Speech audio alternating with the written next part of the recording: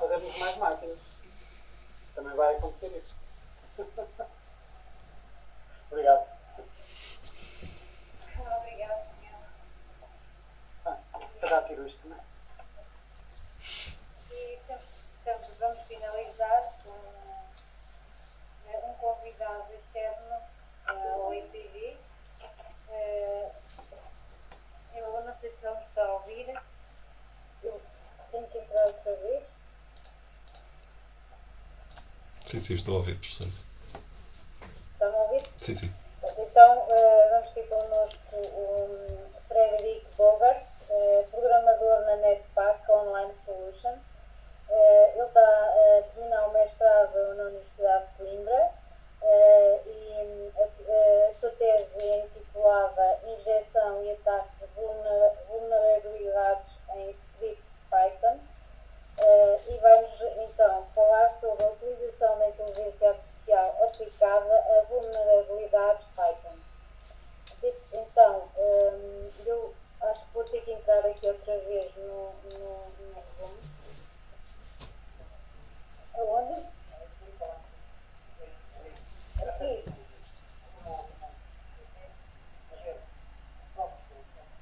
Não estou a ver nada.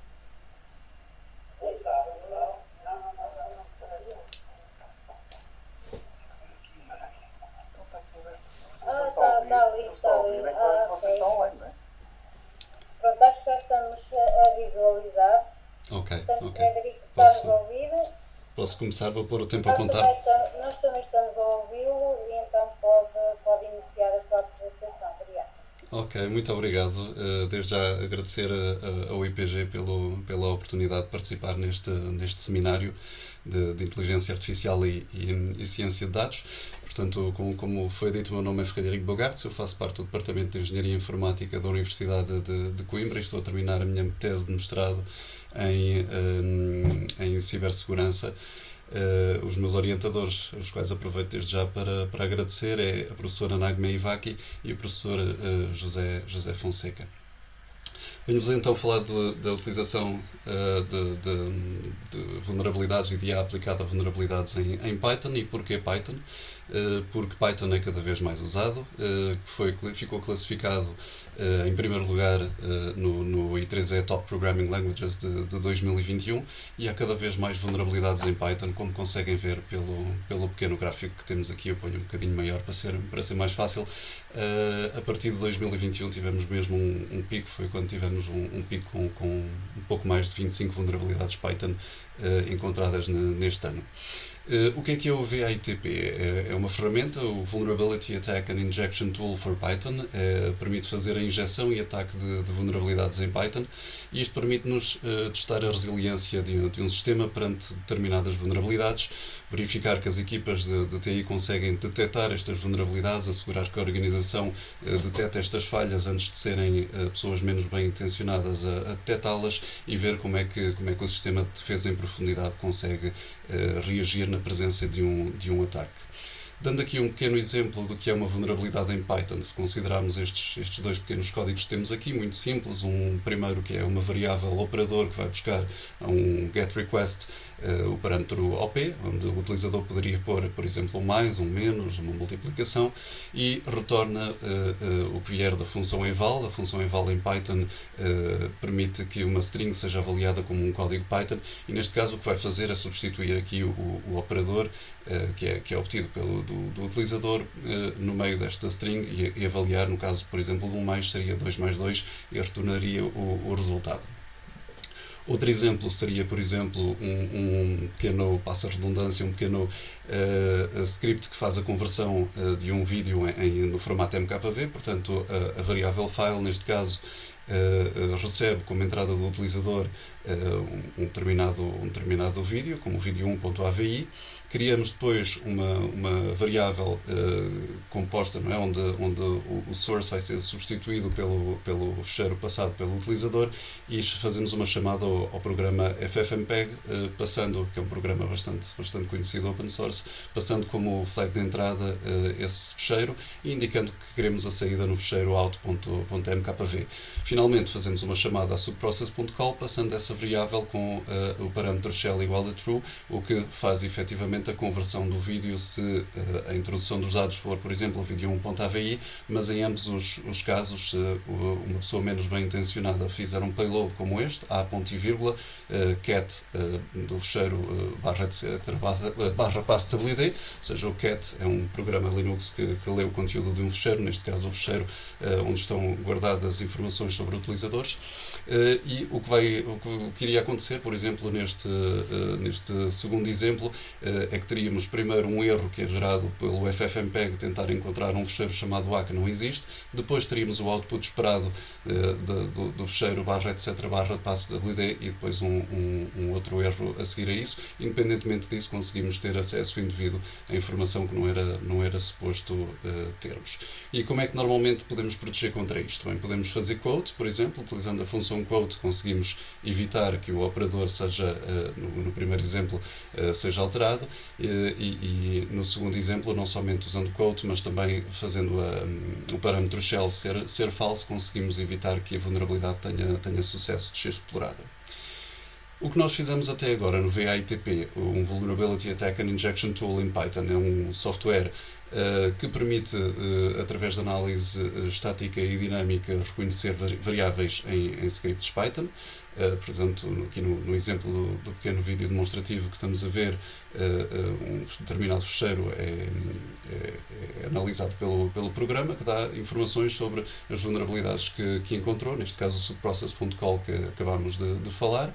Permite que o utilizador crie injeções, ou injete diretamente, ou até chain injections, que são injeções em sequência, como no caso do exemplo 2 que estávamos a ver, tínhamos duas proteções. Ele cria um novo fecheiro com as vulnerabilidades injetadas e permite que o utilizador ataque estes fecheiros que foi criado. Portanto, não é o mesmo fecheiro, não substituímos, apesar disso também ser uma opção, e depois indica-nos quais é que são uma lista dos ataques que funcionaram, e na caixa de output conseguimos ver, neste caso, o fecheiro etc barra passwd. E como é que estamos a utilizar a inteligência artificial aplicada a isto? Com o desenvolvimento de um modelo classificador, que classifica com a maior granularidade possível um bloco de código como sendo vulnerável, seguro mas injetável, ou seguro e não injetável. E também com um modelo de sequência a sequência que nos permite converter código seguro mas injetável em código vulnerável. Já vamos entrar um bocadinho mais em detalhe sobre o que é isto, mas antes algumas definições. Como a rede neuronal, correndo aqui um bocadinho o risco de me repetir, principalmente com as noções que o professor Noel já deu, mas portanto são modelos que são inspirados pelo cérebro e são geralmente apresentados como neurónios interligados. Portanto, temos um conjunto de dados de entrada que entram em neurónios, por sua vez alimentam camadas escondidas, ou neurónios em camadas escondidas, que através dos valores que têm nas suas entradas e de um bias, de uma importância que cada entrada tem, depois de passar por um somatório e por uma função de ativação, permite-nos obter uma determinada probabilidade.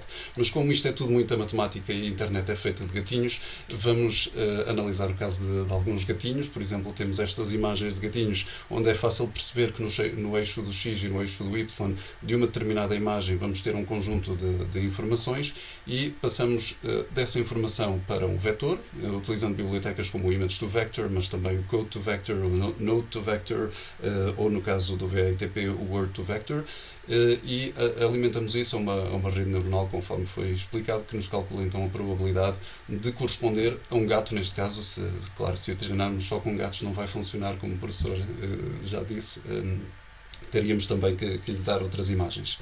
Temos, de seguida, a noção de uma rede neuronal recorrente, ou seja, onde essencialmente temos dados das camadas da frente, que são dados de saída, que são utilizadas para treinar, e como dados de entrada de camadas anteriores em execuções posteriores. Isto, por exemplo, dando aqui um exemplo um bocadinho mais prático, se calhar é mais fácil de entender, temos aqui os vários neurónios de entrada, onde cada um deles iria receber uma destas palavras da famosa canção dos Queen, We Will Rock You, e onde conseguimos claramente perceber que o we, neste caso, a partir da função de saída do primeiro nódulo do hidden layer, vai alimentar a entrada no will, ou seja, cria uma dependência entre a palavra we, a palavra will, e assim sucessivamente, fazendo assim um efeito de escada, que permite ao algoritmo, no fim, conseguir classificar ou entender que o utilizador provavelmente quer uma canção dos Queen. Outra das formas que temos utilizado são redes neuronais convolucionais, ou seja, um tipo de rede neuronal que é baseada no lóbulo frontal do cérebro, esta parte aqui, é utilizada essencialmente para o processamento de imagem de linguagem natural.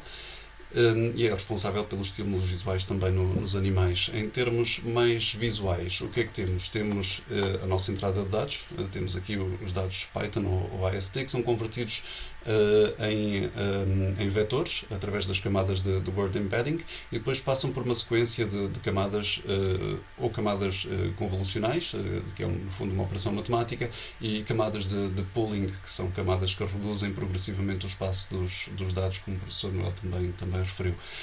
Finalmente, temos a interligação a uma rede neuronal completamente conectada e aos nódulos de saída. Em termos de convoluand, a operação que é realizada para os mais interessados é a fórmula da convolução, que é esta aqui. Vou deixar aqui só 2 segundinhos. Se quiserem, eu depois partilho os slides. Finalmente, utilizamos também um bag of words, um saco de palavras, que representa um universo de palavras que compõem uma determinada classificação, mas desconsidera a gramática, a ordem das palavras, apesar de manter a multiplicidade, ou seja, o número de vezes em que uma determinada palavra ocorre num texto. É muito usado na classificação de texto e também foi provado que dá para ser aplicado a outros campos, como a visão por computador. É um exemplo de um modelo de espaço vetorial, um modelo algébrico para a representação de textos como vetores. E, finalmente, utilizamos também um LSTM, ou seja, um Long Short Term Memory, uma longa memória de curto prazo, assim, tradução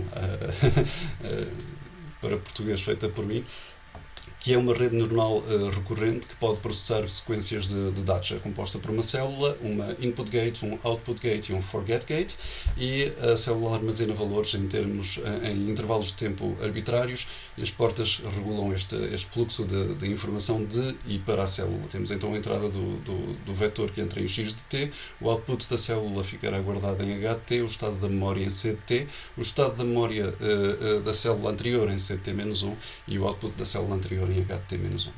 Em termos simplificados, é um bocadinho isto. Como é que nós estamos a fazer isto? Nós encontramos esta base de dados espetacular, que é o CVFXs, que recolhe a partir de repositórios públicos, desde GitHub a GitLab, enfim, vários repositórios públicos, vulnerabilidades que foram corrigidas em variedíssimas linguagens de programação.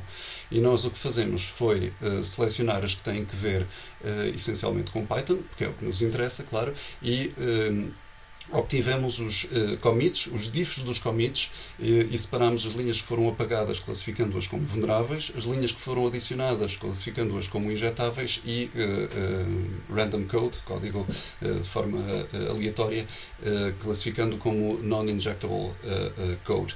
É claro que neste passo há um passo de revisão manual, de cleaning, que não está aqui descrito, mas que é efetivamente muito importante, e depois, em termos de algoritmo, o que acontece é que convertemos para ST, depois convertemos para vetores, utilizamos o espetacular TensorFlow para criar então esta rede neuronal recorrente que nos permite treinar um modelo que é capaz de classificar código que nunca viu em injetável, não injetável ou vulnerável. Portanto, a parte de cima do CVFXs, a parte de treino classificamos como fit model e finalmente o modelo exportado que pode ser executado sem treinar o modelo várias vezes, denominamos de run model, e é o que nos permite dar dados de entrada, uma string de entrada, que ele classifica então como sendo vulnerável, injetável ou não vulnerável.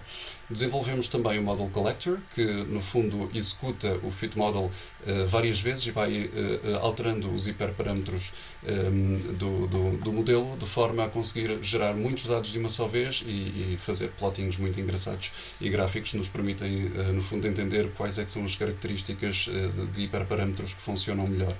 Em termos de injeção, o que estamos a fazer é então uma arquitetura com um modelo encoder-decoder, que também foi falado pelo professor Noel, se não estou em erro, onde no fundo podem ver isto como um Google Tradutor de código que é seguro mas injetável em código vulnerável. No fundo foi isso que fizemos com este modelo.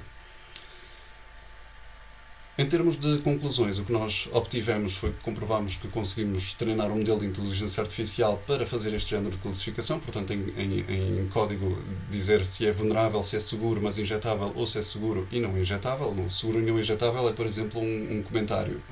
Qualquer alteração que se faça àquele comentário, nunca vamos conseguir injetar ali uma vulnerabilidade. Isto com uma precisão, em alguns dos modelos, superior a 98% em teste, claro. Num dataset de teste que ele nunca viu antes. E comprovamos também que conseguimos treinar um modelo para tradução de código seguro, mas injetável, em código vulnerável. Isto ainda está em desenvolvimento. Conseguimos fazer, além de alguma arte abstrata, montes de tabelas, obtivemos montes de gráficos, montes de dados e montes de dados. E pronto, e é basicamente isso. Ainda restam 5 minutos que aproveito para perguntar ainda se há algumas perguntas. Agradecer novamente ao IPG a oportunidade, aos meus professores e orientadores, a professora Nagme Ivaki e o professor José Fonseca, e também a Anush Deokar, que é do Indian Institute of Technology em Jodhpur, na Índia, e que nos está a ajudar voluntariamente a fazer o Dataset Augmentation e Obfuscation. Da minha parte é tudo, e pronto, e venham as perguntas se as houverem. Muito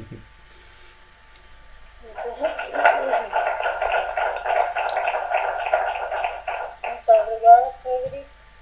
Então acho que tenho que descompartilhar, não? Não.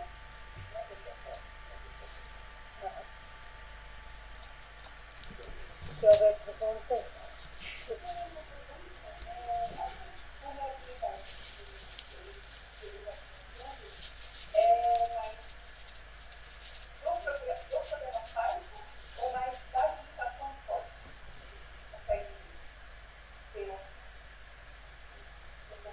Não sei se está a ouvir, Frederico. Eu confesso que consegui ouvir que havia uma pergunta, mas não consegui perceber.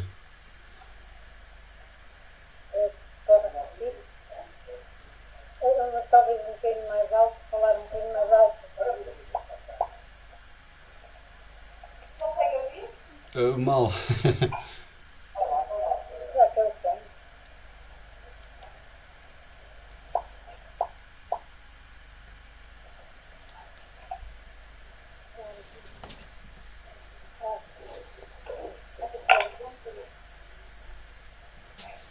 Fala, Eric. Oi, Frederico. Olá. Olá, meu nome é Erika, eu faço análise de dados aqui na TESP. Olá, Erika. E com o seu trabalho, você consegue medir se as vulnerabilidades de Python, elas vêm da IDE de Python ou da programação em si, de quem programa? É muitas duas coisas. Há muitos erros de falta de sanitização, a maior parte eu diria que é isso. Os programadores não fazem atenção a fazer a sanitização correta dos dados que vêm de fontes que não são confiáveis. E muitas vezes isso acaba depois em bibliotecas que são utilizadas por terceiros. Portanto, aí o problema não tem que ver talvez com o programador em si, mas às vezes com as bibliotecas que utilizam, que por si só já são vulneráveis. Você acredita que esse seu trabalho, conforme ele for se desenvolvendo, ele pode acabar gerando alguma coisa como um segundo livro de Clean Code, só que versão Python, ou de repente isso até ir para outras ideias, né? Não ficar só no Python, mas de repente isso também pode acontecer com Java, pode acontecer com... Claro. Neste caso, como eu aceitei um desafio que era específico para Python, é em Python que me foco, mas sem dúvida alguma as técnicas que foram desenvolvidas podem ser aplicadas a outras linguagens de programação, sim. Obrigada. Obrigado eu.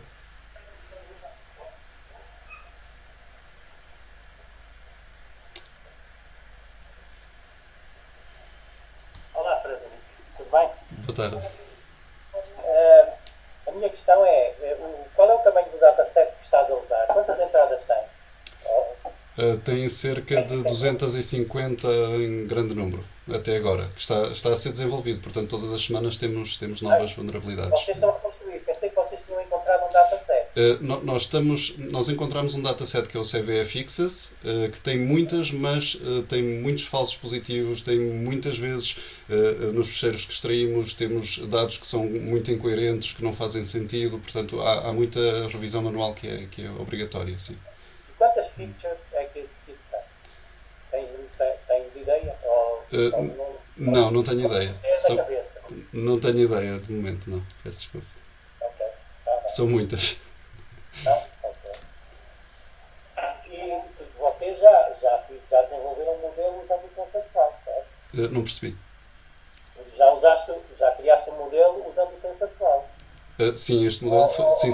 Ou ainda estão a idealizar? Sim. Este modelo já funciona, sim. E o modelo usaste-o localmente ou usaste na cloud? Usei localmente. São vários dias que o meu computador fica aqui simplesmente a treinar modelos. Olha, obrigado. Obrigado eu. Estou satisfeito. E pronto, damos por finalizado então este primeiro ciclo de seminários de inteligência artificial